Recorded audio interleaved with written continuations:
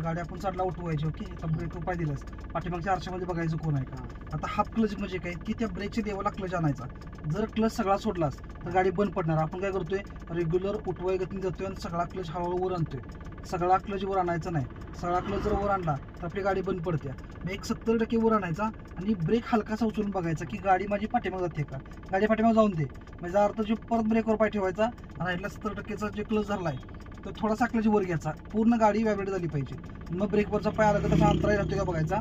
मग स्पीडवर पाय ठेवायचा. सोड क्लच हळूहळू, क्लचवर येऊन दे, विंदेवर गाडीला बॉडीला व्हायब्रेट फील जाणवून देईल.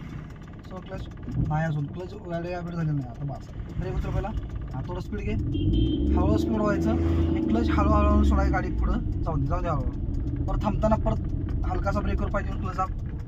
ओके, आता परत ब्रेकच्या लेवलला क्लच आण, हळूहळू क्लचवर आण. बस ब्रेक उतर पहिला, थोडं स्पीड वाढव आणि क्लच हळूहळू सोडायचं. असं केलंच तर गाडी चढायला आरामशीर उठते हाफ क्लचवर. नुसती गडबडीत उठून रेस करायची नाही. तिकडं ब्रेकवरचा पाय काढायचा लगेच आणि एक्सेल वाढवायचं. ओके, असं हाफ क्लच व्यवस्थित केलंस तर तुला ऑटोमॅटिक येते.